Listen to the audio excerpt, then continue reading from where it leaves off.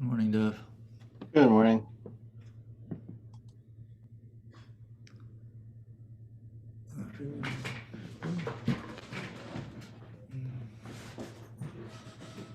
Okay, let's begin. Let me close all the windows here. Who said hello? Is that Hanan? Yeah, nice. Okay, so we're on 4A at the close to the top, the two dots about 7 lines down. So another statement in the Mishnah: who is exempt from the Re'iyah, from the pilgrimage sacrifice? Tumtum vandroganus. A tumtum is a person whose sex is unclear. So from the way the Gemara discusses it, it seems like the genitals are not exposed; they're like covered by skin, so you can't tell if the person is male or female. And androgynous is someone who exhibits the sexual characteristics, the genitalia of both man and a woman. So he's so they are. Here's a good opportunity to use the pronoun they. So they are not required, they're not obligated either. And as we saw, and the Gemara will point out explicitly, the mitzvah of the pilgrimage sacrifices for males only. So this what's the pronoun for tumtum? They. They No. covers everything, no? That's for androgynous, but for tumtum it might be. Oh no, contemporary, anybody can be a they. Right, I know. Yeah, no, they was actually, yeah, it's very good point. They really works but no, it's a single person. He has the I get it. unusual. Okay, Tana Rabbi taught Zachor Lotzi Sanashim. So when Torah says Yerai Kol Zachorcha, all your males shall be seen. So the use of a word involving Zachor, male, that excludes women. Zachorcha, when it adds your males, Lahotzi Tumtum, so androgynous. That is a kind of an extra letter, and that indicates we have to exclude somebody else, and so we're going to pick the Tumtum and androgynous. We're talking about a hakel or aliyah regel? This is the Yerai Kol Zachorcha, the Re'iyah, the pilgrimage. Aliyah regel, okay. Yeah. Hakel, it says Anashim v'Anashim v'Taf. Okay. So, and Kol Zechurcha, then it says all of your males, the Rabbis is Sektanim. That includes even minors. So, Amar, Rabbi said, something that we said before, Zachur Losias Anashim, Halam Alikra. What do you even need a separate pasuk to tell you that this mitzvah applies only to men? Mitzvah says man gramahu. It's a time-bound mitzvah. It's a mitzvah that the mitzvah says a positive commandment and it occurs at certain times, Pesach, Shavuos, and Sukkot, right? V'chol mitzvah says man grama nashim Torah. So as a general rule, any such mitzvah, women are off the hook. So why does the Torah have to say that this is specifically for males? Yitzrich Gemara says, yeah, you need it. I might have thought, Nela for Re'iyah mihakel. Since we as we saw yesterday, Re'iyah, the pilgrimage sacrifice, is linked to hakel, to the gathering with the king. And Malahal Nashim Chayavos, there it said explicitly Anashim Nashim Mataf, right? The men, women, and children. So I would have thought Afkan Nashim Chayavos. So I would have thought because of that link, even though the pilgrimage festival is a time-bound positive mitzvah, nonetheless, since it's linked to Hakel, which is also a time-bound positive mitzvah, but there the Torah specifically says it's for women too. So maybe I would think the pilgrimage sacrifice is for women too, Kamash Malan. So that's why Torah has to insist Zechurcha.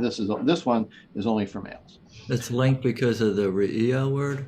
Yes, that's right, and Uh, that's how we figured out yesterday that the link was for um, that it's different than Simcha. Um,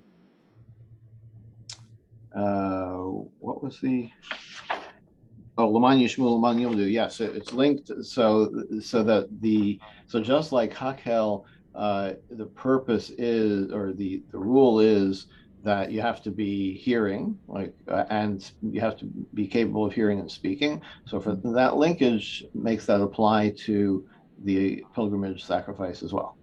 okay. That's what we got from the link. And now we get another thing from the link or we might have thought you get another thing from the link. So Torah is saying, no, it's only for males. Amar, we said before, so the word Zechucha, your males, excludes the tumtum and androgynos. Bishlam androgynos istrich. Okay, so I understand why you have to exclude the one who has both genitals, male and female genitals. Salkadat Kamina might have thought, oh, the Islate Sad Zachris. He has, okay, so he's male and female, but he's male, right? He's got the male organ. So maybe he's considered male for this mitzvah. So Lichayev, he might be obligated, Kamashwan. So it tells us now, this person is neither male nor female. This person is a non-binary creature, if you will. And it's interesting, like, we assume, we often assume, or we used to assume in contemporary society that sex is binary, right? Male or female. And it's clearly that is not a universally held idea anymore, but I always found it very interesting that it's an ancient idea, right? The Gemara is shot through with this. So, like, it's always considering tumtum and androgynous because it's always kind of testing the limits of things. And, Yeah, but clearly, I mean, it states right clearly here, this is neither a male nor a female. Sex yeah. is not It's, binary, it's a little different in terms because we have something called cisgender. right? Cisgender is the gender that you were born with, Born with, and right, and then there's identity gender, right? So right. this is not identity gender. This is you're not. Okay, true. But it is, Yeah. but yeah, so I agree with you. But I think it's interesting to point that it's important to point out that the Gemara is it's quite clear from the Gemara that sex is non-binary, right? So there are categories other Yeah, than male and there's female. Now, if you can apply that to, someone who is born with male genitals but feels they're female or vice versa, okay, definitely. so that's another question Right. that is obviously the topic of much debate. Ask your Uh, local rabbi. yeah, ask your LOR. Okay. Um, I mean, I know somebody who actually grew up Orthodox. He still is Shomer Torah mitzvahs. I should say, she was born male and actually recently underwent like the full surgery thing to become female. Mm. But not to become female. She always felt like she was female, or she Right, right, realized she right. always was female. Okay. It's just fascinating, what you can do, and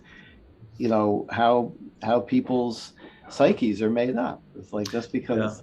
I mean, look, you can always point to cases where you want to say people were influenced improperly or Right. started too It's young. it's a complex thing. Yeah, I'm working with a student right now Yeah. that's born female, but she's identifying as a male. She Uh-huh. changed her name, and yeah, and we talk about it. She's 13. I mean, she's still, but Yeah, still growing, still developing. Yeah, but this person kind of realized, I would say, in his 30s after he was married and had a kid. wow. Okay. So, I mean, just the family dynamic, that must have been crazy. But she appears so uh, fulfilled, like so happy to have Mhm. finally affirmed what she felt was always her identity. It's just fascinating. The marriage is over, though, isn't it? Marriage is over. I think it was amicable. I Yeah. mean, obviously, Yeah. this is not what the wife signed up for. Right. Uh, so, Right. and they share custody of the kid, and Yeah. I don't Yeah. know. I was wondering the other day, like, I follow her on Facebook, and she's very, open about this whole process. Uh, And I wanted to ask, like, of all the questions you could ask, what does your kid call you now? Right? Mom, Mom dad? or dad? Yeah. Yeah. Yeah. And I'm thinking, like, of all the questions, this is the question I Yeah. want to ask. Right. I That's a mean, good question. yeah, It's a it is a good fundamental. question, but it's like so, I don't know, it seems kind of incidental. All right. Not really. I feel wow. Um, no. Ela Tum Tum. Well, Tum Tum's fake, but a Tum Tum is like it's a case of uncertainty. Mi Easter Carl Mutes fake. So if you have an uncertainty, so why do you need a pasuk to to exclude? Now this is an odd question because usually we say that um, if you have a suffix, if you have an uncertainty about a Torah commandment, right, the Raisa, then you would you would be stringent, right? You would say, well, I better do the mitzvah just in case, right? Um, so I'm not sure. Um, Not sure what it is. So yeah, Tosfos kind of fudges it by saying that, uh, well, it might be doubtful, but there's certainly a male aspect to it, and that's actually what the Gemara is going to answer. If you have testicles outside, but there's no apparent penis, or if there is one, it's within the skin, so you can't see it. So it's therefore there's some we're talking about a tum. He's still a tum because he doesn't Different have. kinds of Tum Tumim. Yeah. So this is a little odd because you would think with testicles that's a male sign also, right? That's it. So they're introducing a new category of Tum Tum Yeah. So doubtful. oops, Yeah. Yeah. with Exactly. more certain. Well, no, it's including this type of person in the category of tumtum. So tumtum is a person who Right. displays outwardly no sexual characteristics, or it also includes a person who displays testicles but not a penis. Okay. Okay? So so that person is still classified as a tumtum. I'm But not it's sure why. You would closer think to a maybe that would male. be an It's androgynous, right. but Right. It's closer to a male than a. It's yeah, a but it's still a question of doubt. Like maybe he doesn't have Tum a Tum complete plus. right. Maybe he doesn't have a Tum complete tending male towards a anatomy. male. Yeah. So anyway, so that person has some male characteristic, a partial male characteristic. I might think he's included. So that's why the Gemara says he's excluded by the pasuk of Zuchurcha. Yep. You could also have said that, okay, so, Zechurcha just comes to tell you about Androgynous. Tumtum you would know anyway, but that would be a question on the Mishnah. Why does the Mishnah include Tumtum? Wouldn't it just be like, okay, you're a Tumtum, we don't know, so you have to do the mitzvah? Amar, we said before, Kol Zechurcha we included minors. But then we have a Mishnah, that these categories, including a minor, are excluded. So how are you including, like, which is it? Rabbi Lakasha, by answers. Kan bekatan shigil chinuch, kan bekatan shloigil chinuch. There's different levels of a minor. A minor who is too young to be instructed, to be taught mitzvahs, so he's off the hook. He's not included in Riyah. But a minor who is old enough to start being trained in mitzvahs, that minor is required. You're required, and as it said in the mission, as we said earlier yesterday, not that the minor himself or herself has, himself in this case, has a obligation, but the parents have an obligation to bring him as a young child, but one who's old enough to be taught. So Gemara says, wait, katan shigil chinuch rabbanan. That's not a Torah obligation to include a minor. The idea of training a minor is only D'Rabbanan. So Gemara says, yeah, inachinami, that's true. Cross machta bialma, true. it's really only a drabanan to bring the children, and it's only a drabanan. Yeah, it's only a drabanan, but the pasuk, the verse is just an allusion to this. It's not a real um, deduction from the pasuk. It's just a hint called nasmachta. We see that often. So in that case, okay, so we said that kol zuchurcha, the word kol, all of your males comes to include something. Now we're saying, well, it doesn't include minors because minors is a drabanan. So it's not included by this verse kol. So what does kol come to teach you? Look at Acheret. This is the view of others in the Mishnah. At the time we have a brisa. Acherim amrim. Others say hamakametz, hamatzarif, nechoshes, fabursi. These three people, three types of people who have occupations like picking up dog poop or smelting or leather tanning. These involve things that have very unpleasant odor, and the person works at them all day, so he absorbs that odor. So Paturim Minaria, such people are actually off the hook. Mishum Shanamar kol zechurcha, from the word kol. Misha Yachalal is im kol zechurcha, someone who can be included, who can come up in the crowd, right? Yatsu elu she'ena ru'in lalos im kol zechurcha. But somebody who is so malodorous that he cannot mix with other people, mix with crowds, it's too offensive. And you might have said that it's also offensive to come into the temple smelling like that.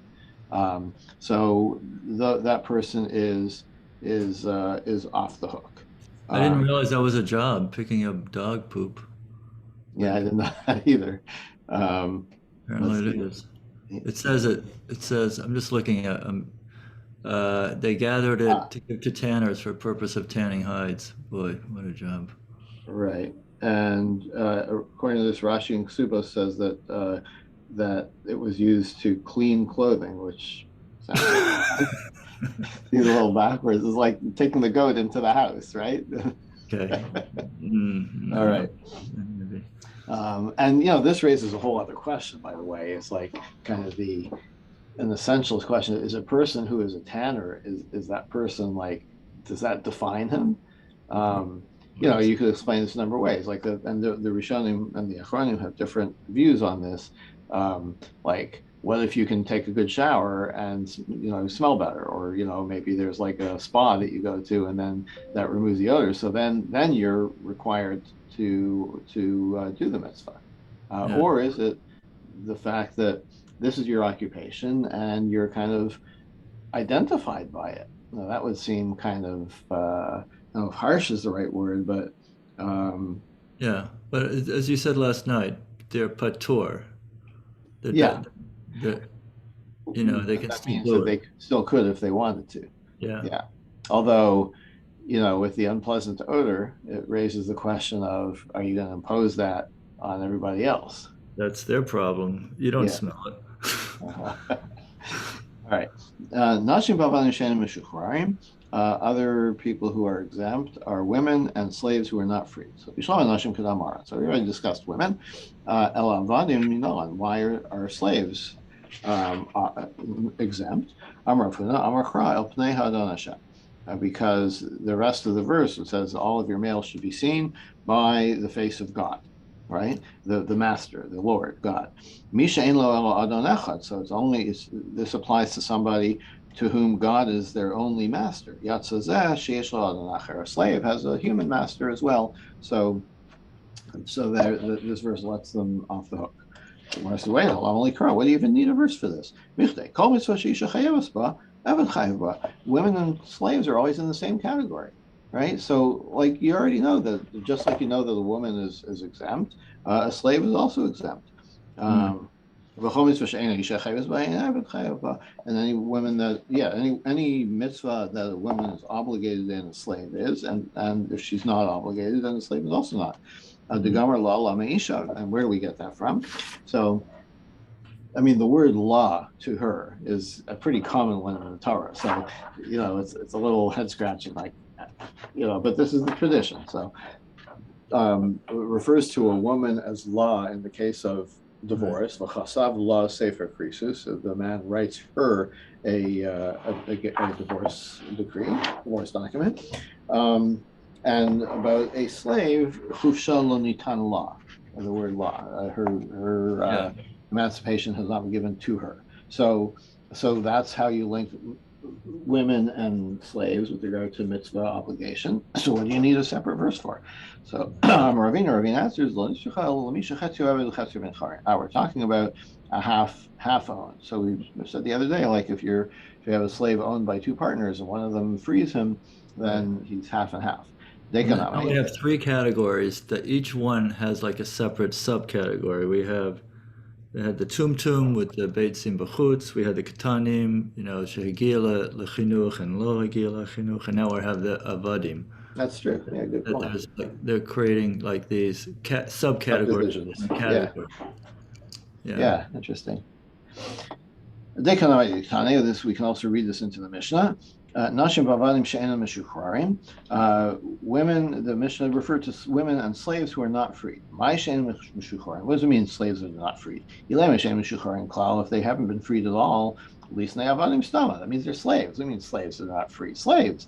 Elalav she'enam meshuchrarim legamrei. So they're not completely freed. Sorry, I missed something.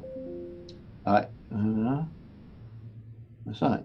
So they're not freed. So what can it be? Like either you're free or you're not. What's a slave that's not freed means a slave that's not completely freed. He's only partially freed. He's a half and half. Shmamina, that's a good proof. Shmamina, The last group of exempt individuals is someone who's lame, blind, sick, or old. What's the source for this? Tana Rabban, the rabbis taught, Regalim Prat Lavali Kab. So the festivals are called Regalim, which also is the word for legs, regel. So that excludes people without feet, with wooden feet, with prosthetic feet. Davar Acher. Another way to understand this, Regalim Prat Lechiger Ulechola Ulusuma Ulazaken Losheino Yachol Lalas Baraglav. Or anybody who can't use his feet to go up to do a pilgrimage. So if you're lame, you can't walk properly on your foot. If you're sick, basically, it doesn't mean you have a cold. It means you're bedridden and you can't walk. Blind person who, it's a little unclear, like why is a blind person unable to walk? But maybe he can't walk unassisted because he can't see where he's going. Or an old person, meaning he's infirm, he can't walk. So anybody else who can't walk are exempt from pilgrimage.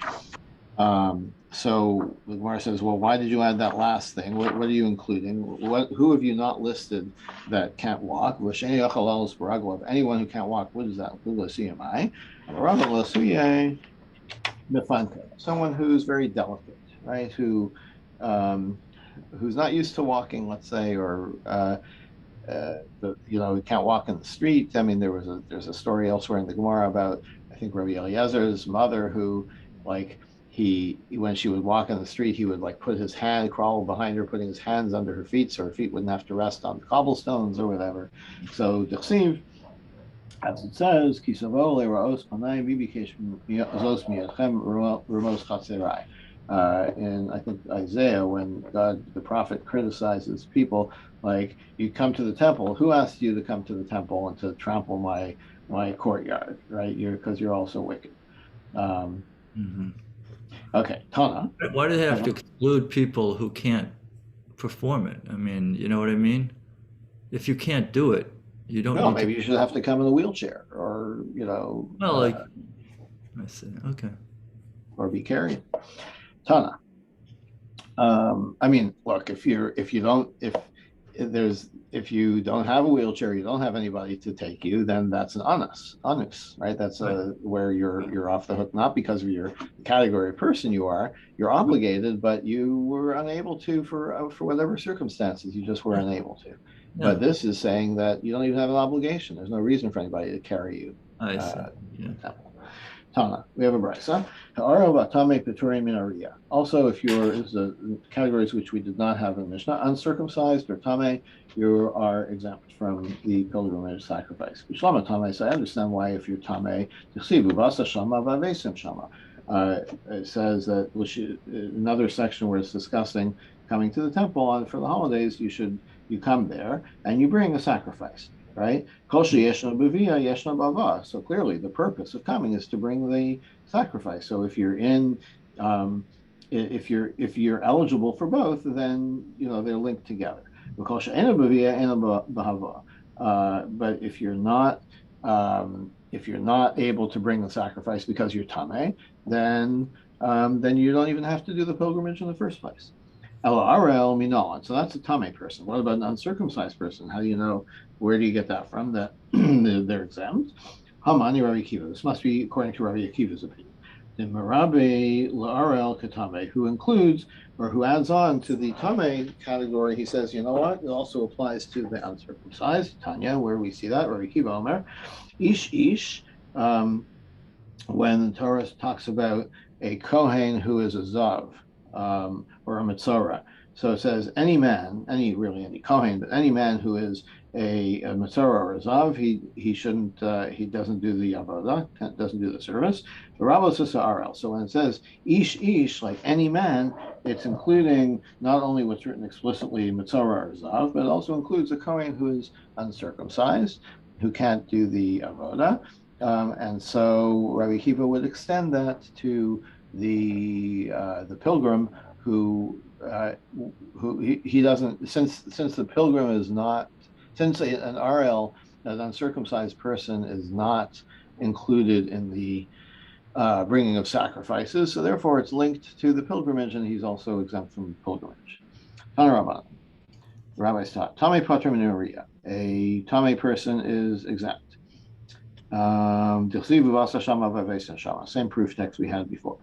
Anybody who's included in the sacrifice is included in the pilgrimage.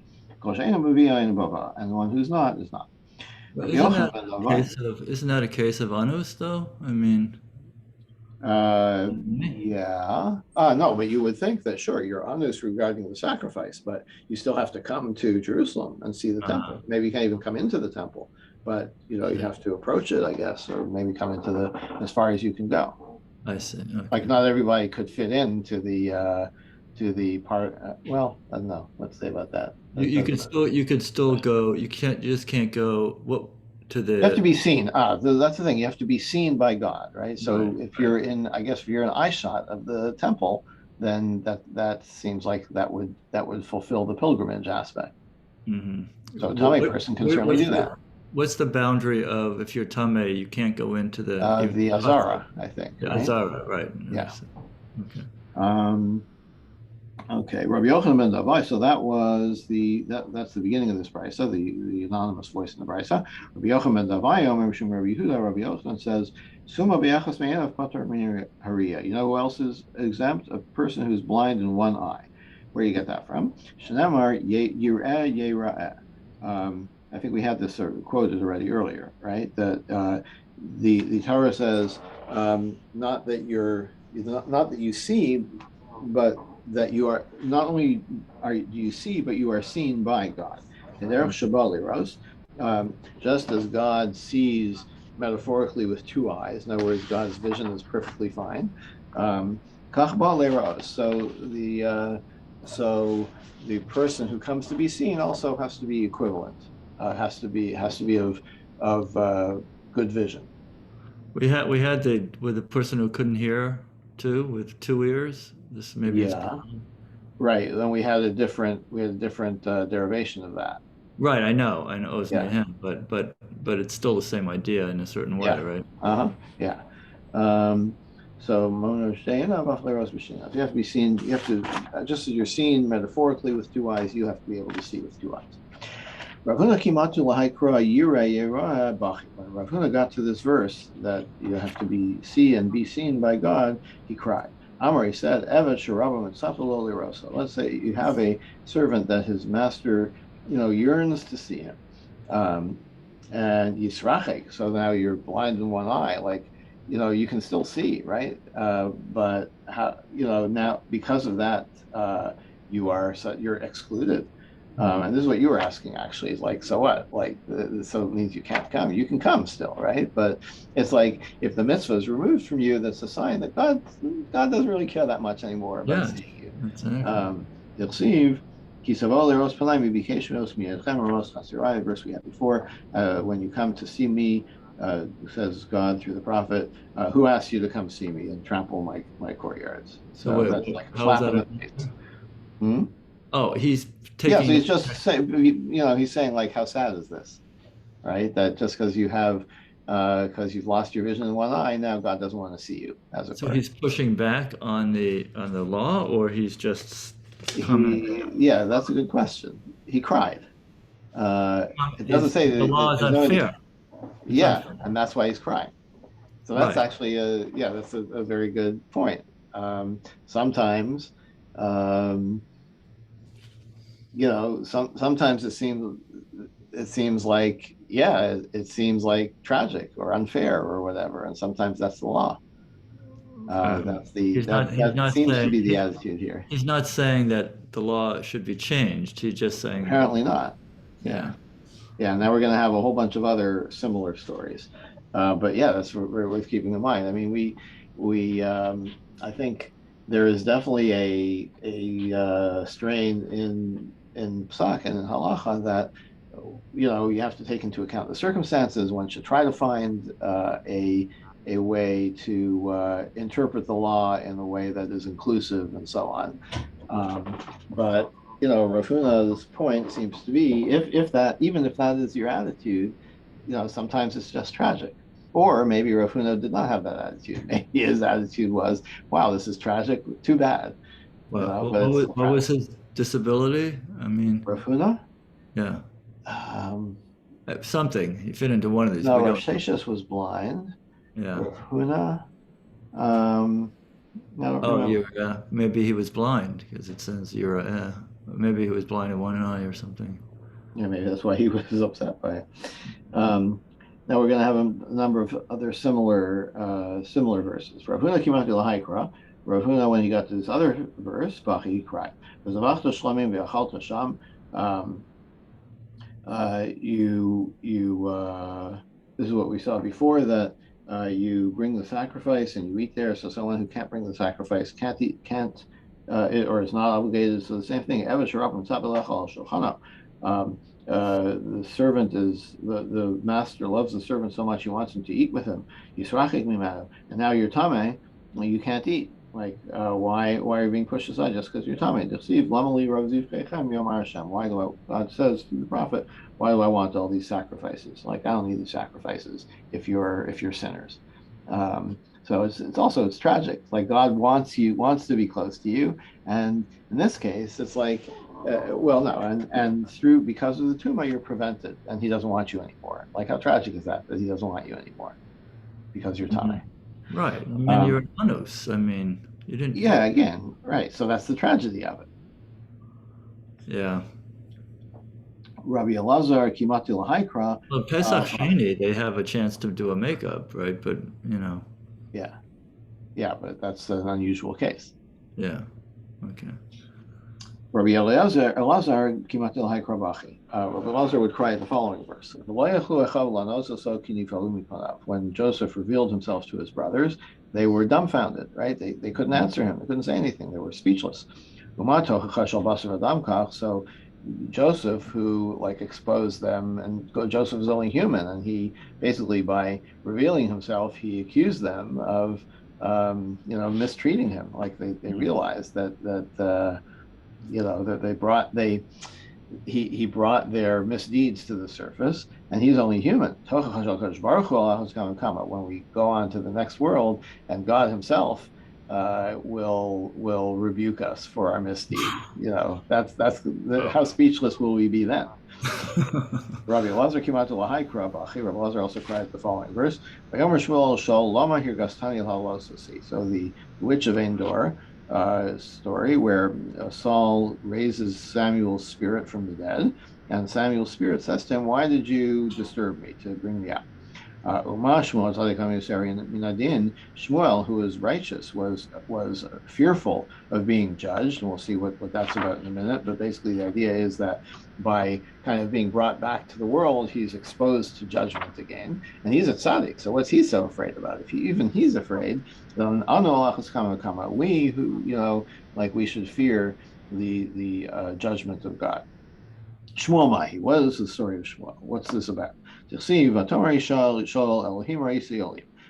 witch says to Saul, I saw great men rising, meaning rising from the dead. Olim tremashma, that's plural. Great. I mean, she only brought the spirit of Samuel.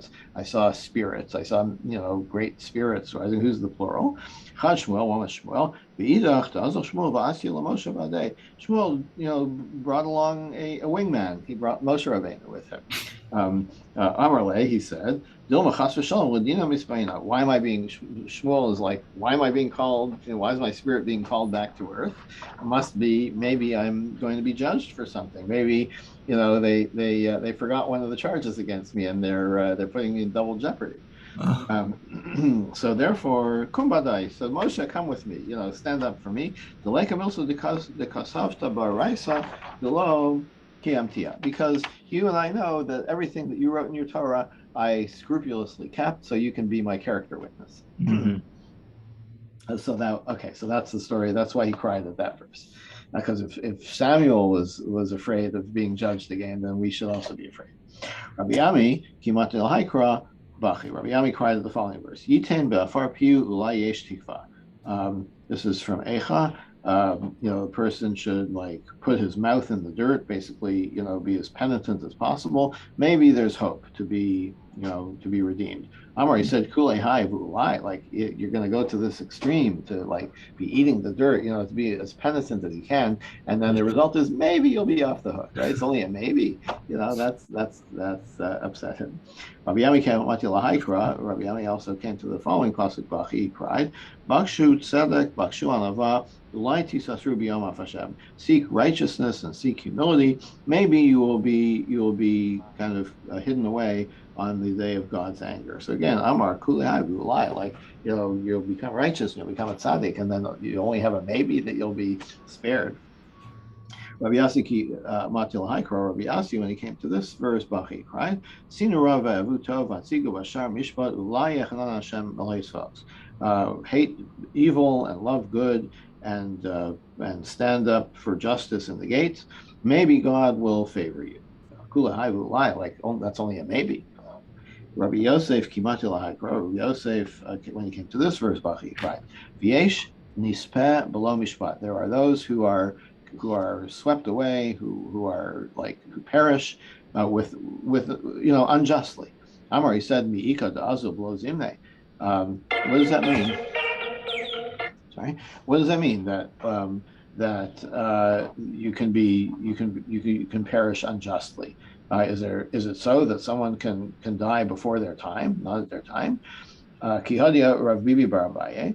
In Gemara says yes. Kihadia Rav Bibi Bar Abaye will relay the story of Rav Bibi, Havashchiach Gabi Malach HaMaves, who was a frequent visitor with the angel of death. What's the story? Once the angel of death said to his agent, Zil Aiseli Miriam Megadla Seir Nashaya. You know who's dying today? Miriam, the hairdresser. Azel Aiseli Miriam Megadla Dardike. She brought Miriam the daycare worker. Oh God. Sounds like a one thing. So the angel of death says to the agent, Anna Miriam Megadla Seir Nashaya Milach. I told you bring Miriam the hairdresser. Amalei. So the agent says, "Oops, oops, sorry. I'll take her back. I'll return her to life, the one that I brought." Amalei. So he said, "Ho ba'itise leve liminyana." Since you already brought her, let her stay counted among the dead. Okay.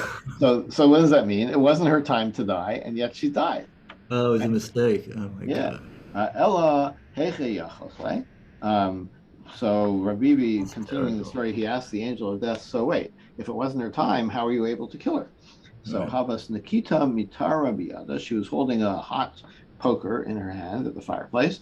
Vahavas Kashagra V'umacharia tanura, and she was sweeping out the oven. Shakalta vanachta agava dekari. She accidentally put the hot poker on her foot. Kadcha v'isra mazala. So she burned herself, and so she was. It doesn't really mean that she was in a dangerous situation. What it really means is that her mazel, her luck. That's not the right word. Her destiny was affected by this, right? So once her destiny was kind of thrown off kilter, then she was vulnerable to die before her time. Slip Why up. he say? And so that's how I managed to bring her. It's kind of against the rules, but she was kind of outside the boundaries. God. Okay, this is great stuff. I love this stuff. Yeah. Right? I have no idea what it means. And why by the way, if you like this, wait till the next parak, which really gets into mysticism. That's why they got to have last names would help. Yeah. Yeah, but he told her. He said Miriam the hairdresser, and the guy got mixed up. I get that. I Miriam the guess that's daycare worker. Wait. Yeah. All right. So what he happened? just was a lousy shaliach. Yeah, exactly. Which, yeah, it's like this is an important job. You shouldn't be Right. you shouldn't be assigning rookies to this job. Wait. Oh, what was her job? This was The one who was supposed to die was the hairdresser. And this is hairdresser. the daycare worker who actually died. Right. What was she Okay. doing with a poker if she was a daycare worker? She was sweeping the Oh, oven. she was at home. She wasn't Right. actively I see. necessarily Right. She working. wasn't at work. Yeah. Okay, so the story goes on. Amar le Rabibi Barbais, Rabibi says to the angel of death, Isluchu Rishuso Mevde Hache. What? So you can do that? Like, just because she's like her destiny was kind of wobbly right then, you have the authority to take her.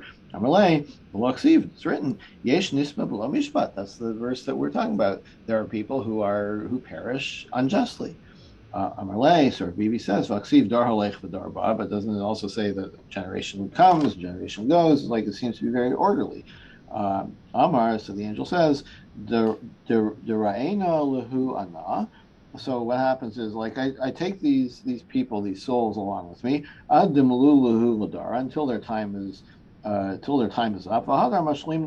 And then I deliver them to Duma, right? These are like levels of death. It's like, so okay, so they're dead to the world, but I haven't like put them, in the whatever, they haven't crossed the river Styx yet, or something like this. They're out of the world, but they're not yet in their final destination. So they're kind of in limbo, and that's where limbo comes from, I think, right?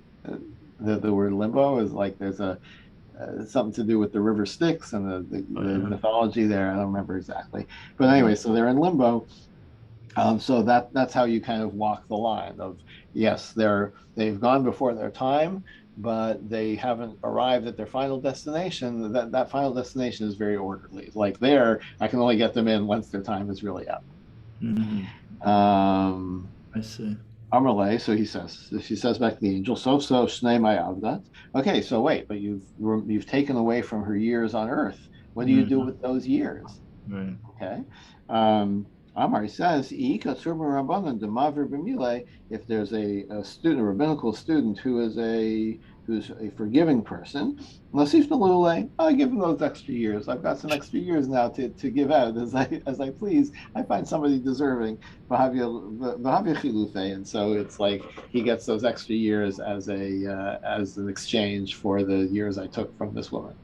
Mind blowing, right? The yeshiva bachers get the extra years, huh? The yeshiva, that's right.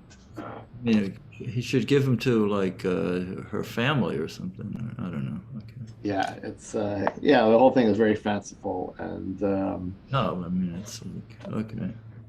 I mean the fact that she's not in Duma, she hasn't crossed the river or whatever, doesn't help the people who were relying on her kids and her family. Yeah, and this one, I mean, everybody has people that rely on us, right? Yeah, seems unfair. That's kind of the point. That's why they cried, because it's unfair. Okay. Right. Okay, we'll stop here. David will be teaching tomorrow. I'm going to be traveling. Yeah, no, I can't do it. Yeah, unfortunately. But okay. Yeah. Okay. Have a good day. All right. Thank you, Dove. Really appreciate it. Good to have you. Bye. Yeah. Thanks.